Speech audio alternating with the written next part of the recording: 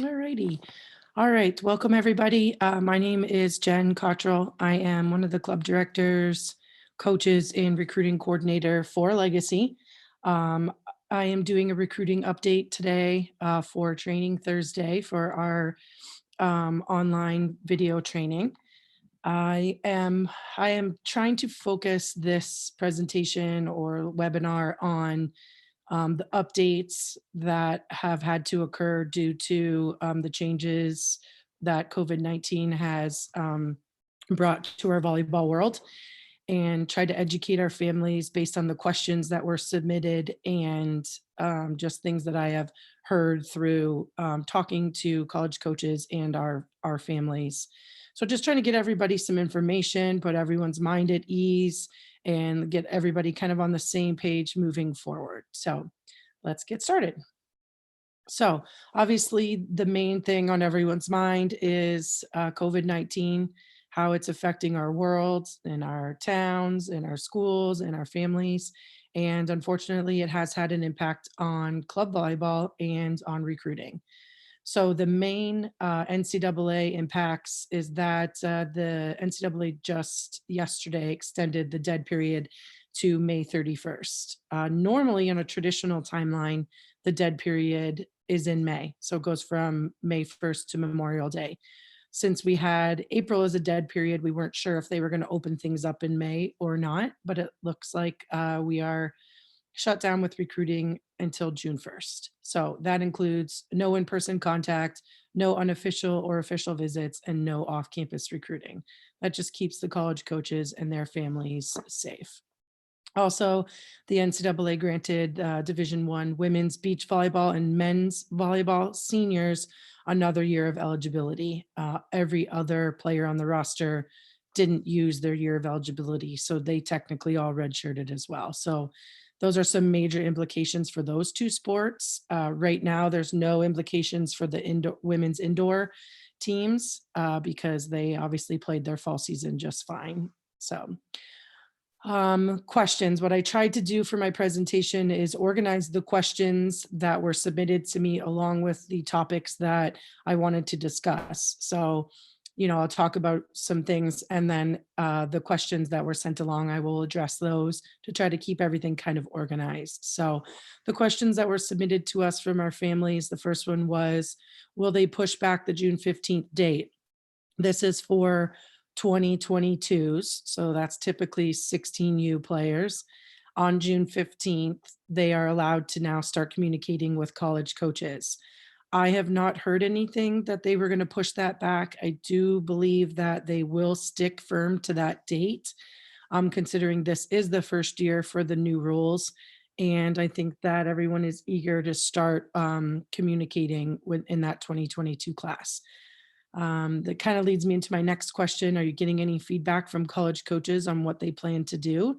I have talked to many college coaches in the last couple of weeks. They're bored at home, so they're doing a lot of texting and calling, and we're doing a lot of picking of each other's brains.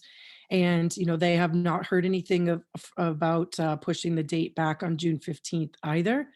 Unfortunately, we all wish we could have a crystal ball right now and predict what's going to happen, but none of us do. And so we have to do our best to, relay information, and things can change in the next hour or tomorrow. So I'm doing my best to, answer these questions with the information that I have.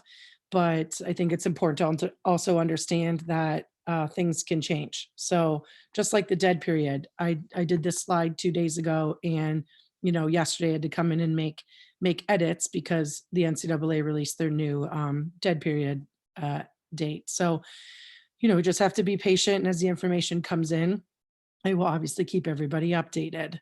So the next question is, will they push things to summer and add more recruiting combines or rely on their summer camps? I think that all the college coaches will just be happy if their summer camps do get to run this year. I don't think they're going to add recruiting combines right now. I think they're relying mostly on their summer camps. Next question, will they just go with what they know now and finish 2021 recruits via video and phone offers?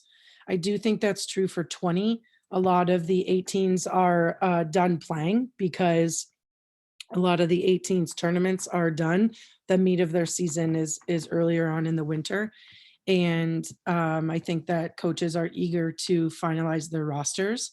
The couple uncommitted 2020s that we have in our club are having to send full game matches to college coaches and doing, FaceTime, in Zoom, and things like that to move forward in the recruiting process. 21 recruits, I don't feel this is accurate for them. I think that there is more time for 21s, obviously, still having a year and, almost a year and a half before they have to report to campus. So I don't think things are going to be rushed along with 21 recruits unless their process is near the end. So let's say, for example, the coaches watched you play, you've developed a relationship, you've visited the school, you've met the team, you've seen the campus, and then they extend you an offer and you potentially accept. So only if it's the end part for 21s do I think that they could finalize that through video and phone. Next question, will they be attending more high school events midweek to try and see recruits? I do think that this is very possible since there was so much recruiting and exposure missed out on this club season, especially for local, colleges, getting out to high school events and trying to get some more evaluations done. So yes, I do think that's very possible. So moving on here. So many unknowns. I kind of touched on this already. Will we play again? It's still, we don't have that crystal ball. We're hoping and praying that we get to safely get back on the court again. But if not, we need to be proactive with our communication, which I will get to into my next slide. And unfortunately, attending camps will become more important, which I will touch on camps because I got a lot of questions about that in a couple slides. So, because again, like we just talked about with the high school season, if they, have these camps, and if we lose the majority of our season, it's going to be important to select the right camps and get some exposure that way.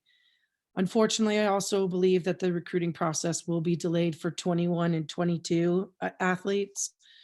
It's just, the evals and the time, of this dead period, it's going to delay things. The positive thing is that everybody in the country is in the same boat right now. So nobody's playing right now, nobody's training. So everyone will be in it together. The other, as we move along, as time goes on, will there be a college summer camps? Will they play a fall season? These are all things that have been brought up in my conversations with college coaches. And we don't have the answer to these, and we're going to have to work through it as we go. We're going to have to be flexible and patient, and we're going to have to communicate and work together. So, I feel very fortunate to be in the position that I am. I love being the recruiting coordinator for Legacy. I'm very passionate about it. So I will continue to update you through, I get feedback from this webinar, through email, through social media, and we'll get through it together. So what can you be doing right now is a question that I got a lot from our families. There is multiple things you can do. You can communicate through phone, email, text, social media, and direct message on social media. For the class of 20 and 21, coaches can respond to you. The class of 22, they cannot respond or communicate back with you until June 15th of 2020. Class of 23, obviously, you got a whole nother year and a couple months, June 15th of 2021. So we want you to be proactive or active in this communication process. I know it seems like, you're communicating to a wall because they can't reply back to you, but it's important to kind of get creative in what you're sending, which I will go through in a second. Check in with the college coaches that you had prior communication with. They're bored at home also. So again, getting creative with some things that you can send along to further develop your relationship, and connect with new schools. This is a great time to research new schools, send emails with your link to your profile and your video. This is a great time to get, if you haven't started, getting the meat of the beginning part of your process done. So there is a lot that you can be doing right now. So you can see this little blurb. I think my face is in the way. What do we send right now? So a couple of questions that I got were, nothing's happening in the volleyball world, so what do I do? What do I send? So just thinking kind of outside the box, what have you been doing with your time? How will you be better when you return to the court? What have you learned? What have you been doing? Are you reading books? Are you reading articles? You can ask them these questions. This is what I've been doing. This is my pepper challenge video that I sent into our club. This is my team Zoom meeting, or, just kind of give them updates on what you are doing and how you are improving as a person and potential athlete, and ask them what they're doing, and ask them how their family is, and ask them how they're filling their time. What you want to do, especially if you've already had prior communication with college coaches or relationships, just continuing to build that so they can get to know who you are as an athlete. You can also go on a lot of the schools' websites, and they have a lot of virtual tours, a lot of things that you can look at online. So if you're a little bit further in the process, educate yourself on that school and that program, and ask specific questions. Ask about, let's say you're interested in the University of Cincinnati. Ask about their football stadium or their football team or their basketball arena. Get a little bit more specific. Find out more academic information about your intended major of study. So there is lots of ways to communicate and for them to also reach back out to you. So just have to get creative with it. All right, moving on. So my face is in the way again. Okay, there we go. So I created this chart yesterday just to kind of get everything organized in the same spot. For those of you, I had some questions just to kind of refresh their memory about recruiting timelines and communication and what can happen and what can't happen. So, on the left-hand side here of the chart is the sections of communication that can happen. So, and then on the top part here, it says the division. So division 1, 2, and 3. Communication on June 15th of the sophomore year for D1 and D2. The coaches can extend verbal offers, call and send all forms of private electronic correspondence, and mail printed recruiting materials. D3, there is no limit. D3's recruiting rules are much more relaxed because they don't offer athletic scholarships. So their limitations are much looser than D1 and D2. Recruiting conversations cannot happen again before June 15th of the sophomore year. So previous to these new rules, I would have, or your coach or your high school coach would have recruiting conversations with college coaches before June 15th. You as an athlete or your family would have recruiting conversations with college coaches before June 15th of your sophomore year. This is no longer allowed. Even if you were on campus, even if you were at a camp, college coaches cannot talk about recruiting with you until that date. Visits, unofficial or official visits for D1 can start August 1st of your junior year. So June 15th, you can start talking. And then about 6 weeks later, you can start scheduling and taking official and unofficial visits. For D2, unofficials can happen at any time, and officials can start June 15th, the sophomore year. D3, unofficial anytime, official January 1 of junior year. So non-recruiting materials, I know you guys all know what these are: the questionnaires, the camp brochures, the non-athletic institutional publications, and NCAA educational materials can happen anytime. Off-campus contact, so that's the college coach coming off their campus and talking to you. So at a tournament or an in-home visit, which aren't used very often anymore. That can happen August 1st of the junior year for D1, June 15th the sophomore year for D2, and after the sophomore year for D3. So hopefully, this helps just kind of keep things straight. I will get this chart to you so you have it and can reference back to it when you need to. So I know I said I wanted to focus mostly on, the changes that have occurred with COVID-19 and, the volleyball recruiting world, but I just kind of wanted to summarize this as I had questions on the recruiting process.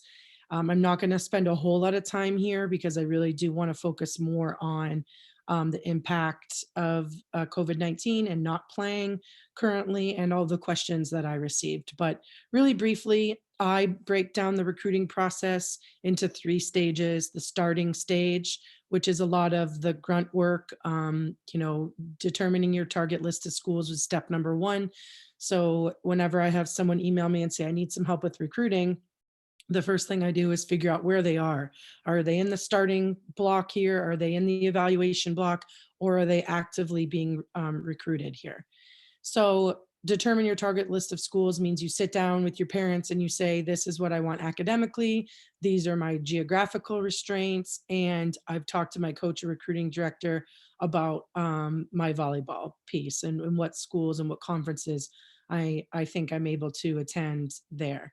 And you do the meat of your work there on Sports Recruits to determine your target list of schools. Second part would be to create your profile. We use Sports Recruits. Some of our families use NCSA. I have a question about that NCSA that I'll address a little bit later. Get your profile done and get your online presence active. Then once we have those 2 things, we can then send an introduction email with link to our profile and video. And that is the starting point. And that sometimes takes a long time. And sometimes we have to go back there. So sometimes we do all of that work and then we get to the evaluation stage and, we have to go back and do the starting stage or redo the starting stage over. And that's totally fine. So then number 4, coaches determine from your email and your video and your profile if they need your position in your class first and if they are interested in evaluating you. So they'll check out your email, your jump touch numbers, your position, your profile, your video, and they'll say, yep, this is somebody that we want to evaluate. They're going to be at, MEQ. So I'm going to watch them there and you get put down on their list of somebody to evaluate. They potentially might not need a outside in the class of 2023. So they'll tell you they're not interested in you, or they'll watch your video and don't think that they can help, you can help their program. So they'll let you know that they're not interested, which is great. We want them to respond to us because a lot of times we get in this gray area of, are they interested? Are they not interested? I've emailed them 7 times. They don't respond, but they look at my video and there's a lot of confusion in this area, number 5. And so this is kind of the tricky part of the recruiting process right here. This is the very gray area. So it's not great that they're not interested, but it is nice that if they aren't interested, that they respond and let you know. If they are interested, they'll evaluate you. They'll find a tournament that you're both going to be at, might be earlier in the season, late in the season, or whatever, and check you out. They'll continue to evaluate you, especially if you're not at June 15th after your sophomore year. So, they have time now, which is nice because, they have time to watch you develop. There's usually a lot of big changes from 14 and under to 15 and under to 16 and under. So it's nice our athletes have some time now to develop, and they'll continue to watch you play. They'll also potentially evaluate you at camp, and then they start to make some decisions on their end. Are they in our top 5? Are they not? That's usually the biggest one. Are they in our top group or not? During this whole time, the athlete needs to also continue to communicate, send updates. My team did this at the tournament, etc. And they receive that information, but depending on what class you're in, they might not be able to respond. So then we start to really get into the active part of your recruiting process. Depending on your timeline, they can start communicating with you on June 15th. This is when they're seeing if your personality and your goals and all of those things will fit into their culture of their program, and vice versa. You are communicating with them to see if, yeah, I really like this coach. I think I could play for him. You're asking some questions, which we will get into a little bit later also.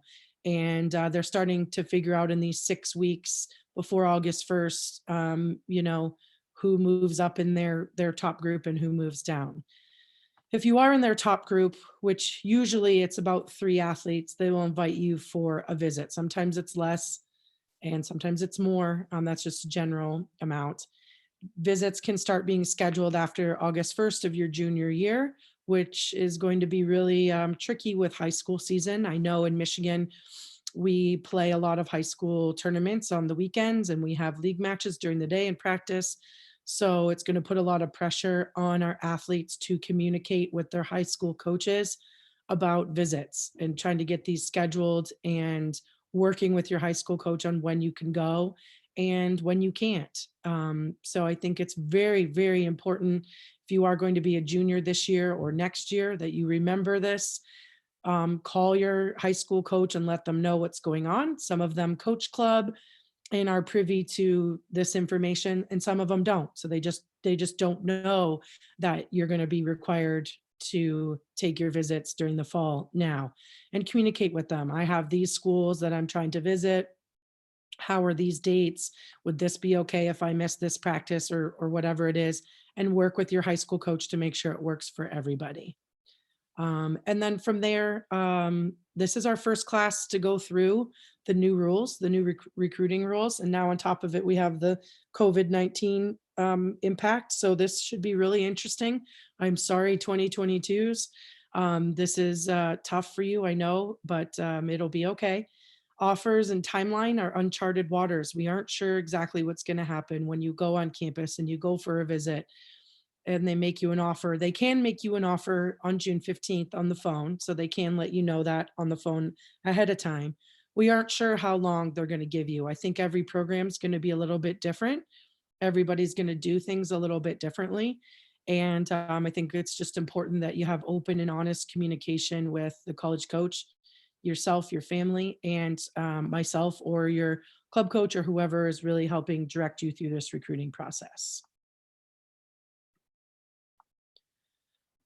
So this leads me into probably one of the most most asked question I receive is, which summer camp should I go to? It, with recruiting as the main goal.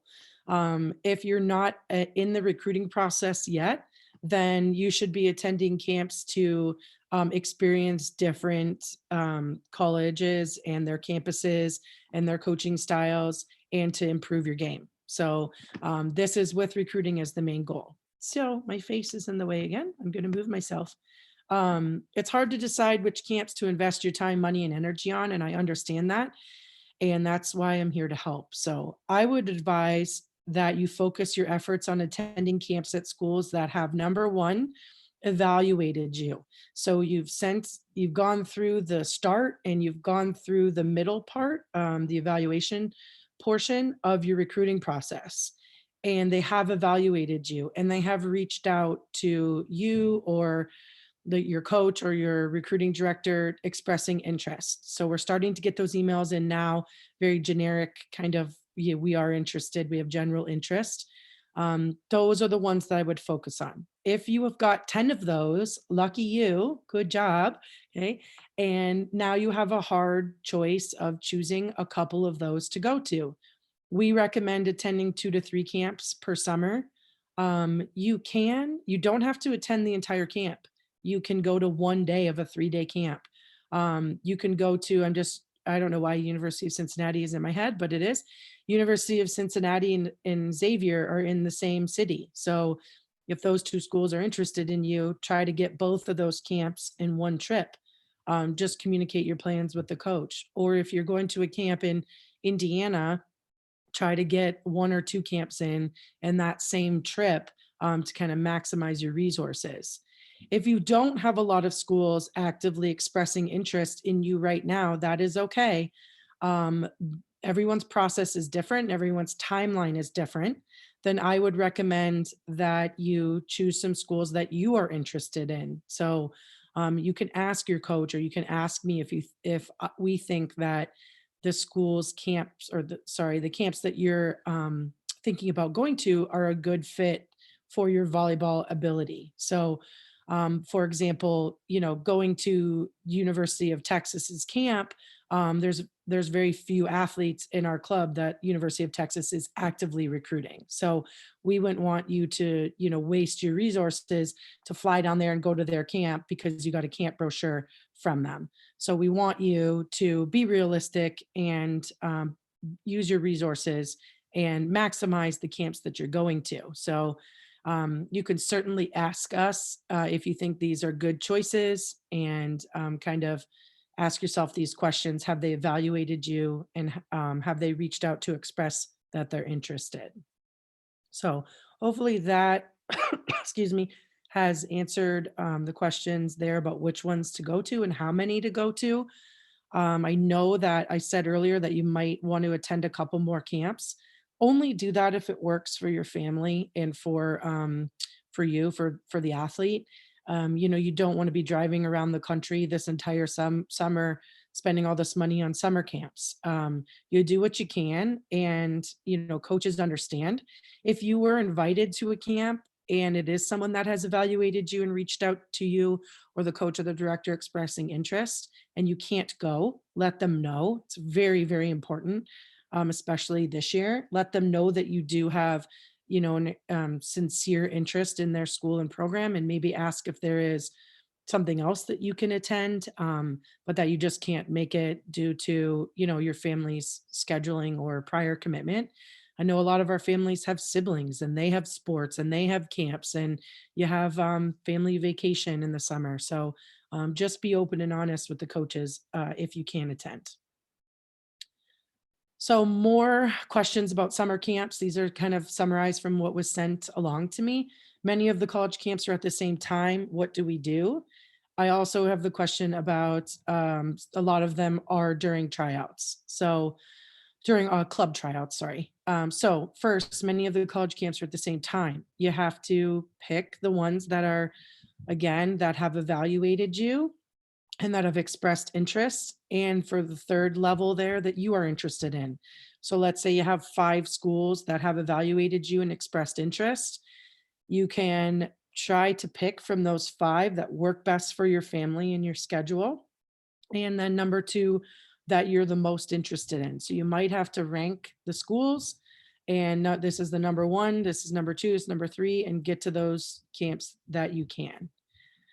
For tryouts, we are going to release the ages and times probably within the next week or so. So that can hopefully help you kind of figure out when you have to be back. So again, if there is a camp that you want to attend, and you have to get back for club tryouts and you can only attend the first day, let the college coach know, and get there for that first day so you can experience something. Question 2, should we try to attend more camps since college coaches did not get to evaluate as much or at all this season? Great question. I think I've kind of touched on that a little bit already. I do think that if we don't get a season in this year, then if you can attend a couple more camps, that would be great. But it's not, not if it's going to affect your family negatively or financials negatively. So do what you can within your realm of what works best for your family. Question 3, how long can we wait to make decisions about which camp to go to? Can we wait until after June 15th? I think that's an awesome question. A lot of camps have deadlines to register, and a lot of camps do fill up. I know this is uncharted waters that we're in right now, and I know that a lot of schools don't even know if their camps are going to be able to be run. So I would wait. June 15th, you find out who's reaching out to you, where the level of interest is, the connection between the athlete and the coach, and then make some decisions. But I would check the schools that you are considering to see when their deadline is for registration. So great questions. Thank you, everyone, for sending those in. So more questions, which is great. This is why I'm doing this, because I want to receive your feedback and answer your questions for you. So these are ones that didn't quite fit in exactly to, the presentation that I had kind of set up. How do schools make offers to athletes over the phone, at camps, or on visits? This can be done at any of those 3, over the phone after June 15th of your sophomore year, at camps, or on visits, all 3, as long as it's June 15th or beyond your sophomore year. How long do they usually give an athlete to accept or decline an offer? This in the past has varied per program, per coach, per situation, per athlete. So there isn't a definite, black and white answer to that question. I think this is also going to change now with the new rules and the new guidelines, not even having anything to do with COVID-19, but just how they changed the rules last May.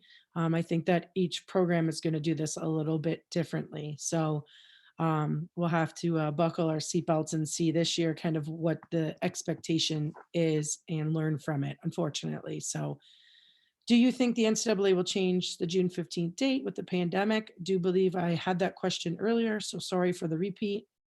What is NCSA and do we recommend using their service? NCSA is a recruiting service that does a lot of things similar to what we use sports recruits. It's a little bit more advanced than that. They have college needs from colleges, so they have colleges send in their needs for each class, and they have a listing of that, and they'll do some video and some suggestion. If you think, what I normally recommend is, if you don't want to do a lot of work with the recruiting and you kind of want it to be done for you and you want to pay for that, then I would recommend NCSA. If you don't mind putting in a little bit of legwork, as you saw in the process earlier, the starting process is usually the most kind of tedious to do. If you don't mind putting in some legwork of doing that target list and doing your video and updating your profile online and sending out emails, then I don't think you need an NCSA. So that's just my personal opinion. We do support them. They have a lot of resources and they do help a lot of our athletes. But at the same point, we partner with sports recruits, and we feel like they have a lot of tools that can help our athletes for a much more economical price. So hopefully that answered that question there. They usually reach out to our younger athletes, so the 14s and maybe some of the 15s might be kind of getting called and emailed from them. So I think that we at Legacy do a really good job of educating our athletes about the recruiting process. All of our coaches are awesome, and they help me with the process, and they talk to college coaches and they educate their players and they do work behind the scenes. And me being the recruiting coordinator, I try to provide a lot of informational meetings and sending along a lot of emails with information and guidelines there. So I know for the 14s, the recruiting stuff isn't totally sent to you yet. So you might feel like you're not sure what you're supposed to be doing right now. But we get there with you and guide you through the process and kind of hold your hand through it. So hopefully that helps. What are some good questions to ask college coaches when they ask for a phone call or an interview? So I will send this out in an email. This is a table that I created, taken from a social media post from the Milwaukee Sting recruiting coordinator. Here is some questions that you can ask college coaches when you get on the phone with them after June 15th of your sophomore year. So I know a lot of our 22s are coming up to that date, still a couple months away, but we are getting there. So time to start thinking about what's important to you when you are talking to the coach. What do you want to know? So you don't have to ask all these questions, but maybe highlight 5 of them or 3 to 5 of them that you are really interested in and you're comfortable asking. I also think it's important that you get to know the coach too. So ask about their family. Are they married, or do they have kids, or whatever. Just kind of get to know them. What are their hobbies? What do they like to do? And make it a little bit more personal conversation as well. So I will send these along so that you guys have these. You can also Google questions to ask college coaches. There's a ton online also if you're looking for some more to ask. So moving forward, just in a brief summary of what we've talked about. I know it's a lot of information and everybody's kind of at a different point. So everybody is in a different stage of that recruiting cycle that we went over on a previous slide. But it can be information is important. So the first one is info. Recruiting can be very overwhelming. We as a club try to provide as much information and educate our athletes and families so they understand the process and are equipped to efficiently navigate through it. If you have the information And if you're guided, then you feel kind of a sense of calmness that you know what you're doing and you know what to expect.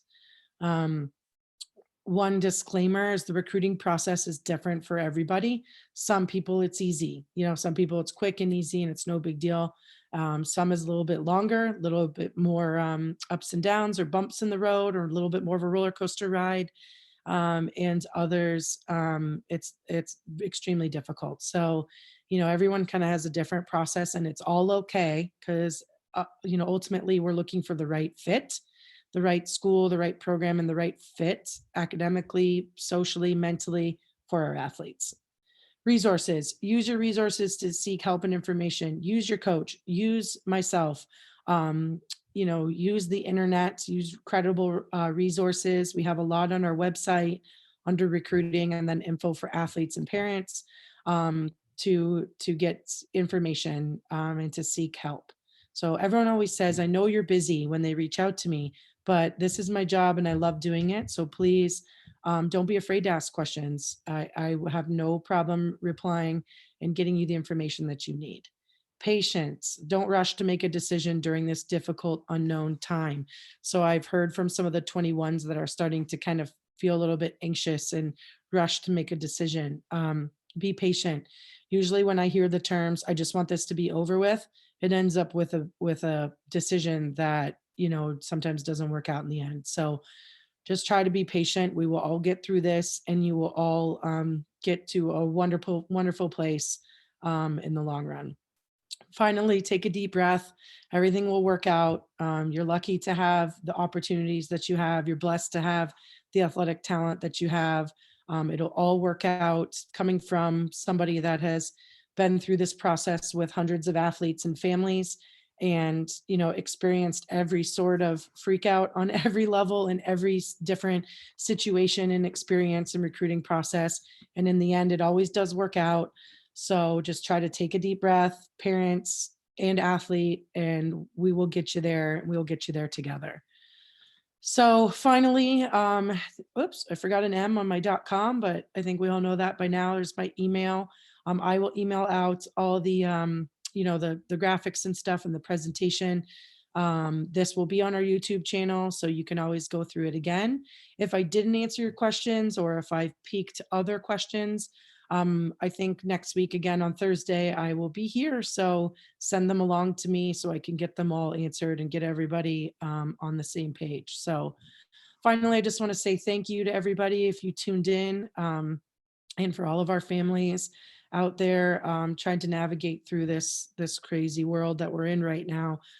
We miss you, and we're hoping to get back in the gym soon. But if not, we are going to do our best to continue to provide educational opportunities while we're all at home and staying safe. So I'm going to stop my PowerPoint and my meeting. Bye, guys.